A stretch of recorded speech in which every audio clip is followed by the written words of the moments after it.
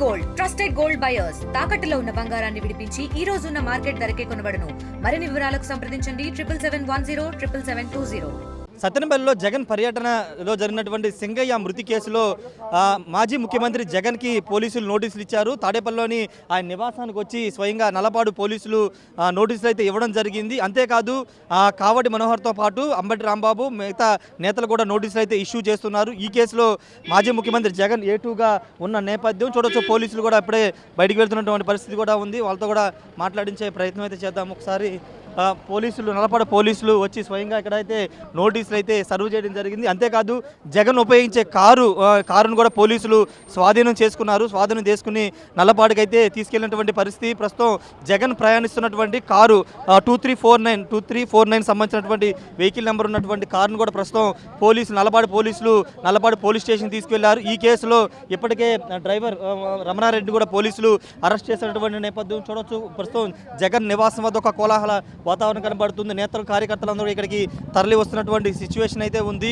పూర్తిగా ఈ కేసులో కావాలని జగన్ని ఇరికించారని వైసీపీ నేతలు ఆరోపిస్తున్నారు. కేసులో కేవలం ఏటూగా ఉద్దేశపూర్వకంగా జగన్ని చేర్చారని కూడా పెద్ద ఎత్తున విమర్శలు అయితే చేస్తూ ఉన్నారు. జగన్కి నోటీసులు ఇచ్చారనే సమాచారం తెలుసుకోవడంతో పూర్తి స్థాయిలో వైసీపీ శ్రేణిలో కొంత గందరగోళ వాతావరణం అయితే కనబడుతున్నటువంటి సిచ్యువేషన్ అయితే ఉంది. ఎందుకంటే ఈ కేసుకు సంబంధించి ఆ కారు టైర్ కిందే పడి సింగయ్య చనిపోయాడని పోలీసులు కూడా నిర్ధారించారు. ఆ వీడియో ఆధారంగా జగన్ మీద కేసు నమోదు చేసినట్టయితే పోలీసులు చెబుతున్నటువంటి సిచ్యువేషన్ కూడా కనబడుతుంది. ఇక్కడ తాజాగా జగన్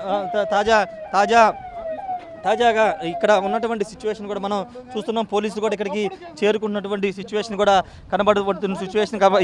ఈ ఘటనకు సంబంధించినటువంటి వ్యవహారంలో పూర్తిగా కారుకు సంబంధించినటువంటి జగన్ ఆ రోజు ప్రయాణించినటువంటి కారును కూడా పోలీసులు అయితే స్వాధీనం చేసుకుని జగన్ తాడేపల్లి నివాసం నుండి తీసుకువెళ్ళినటువంటి పరిస్థితి అయితే ప్రస్తుతం నెలకొంది.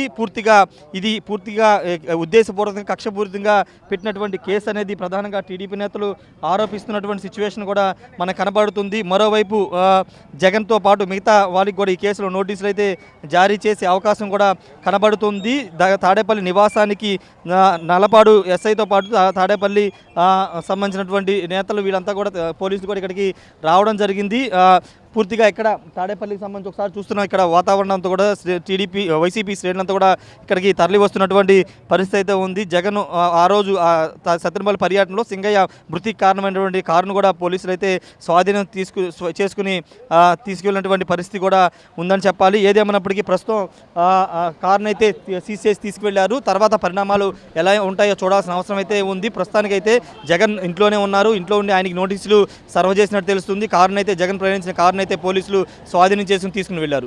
కెమెరా పర్సన్ శ్రీనివాస రాయేష్ టీవీ తాడేపల్లి నుండి.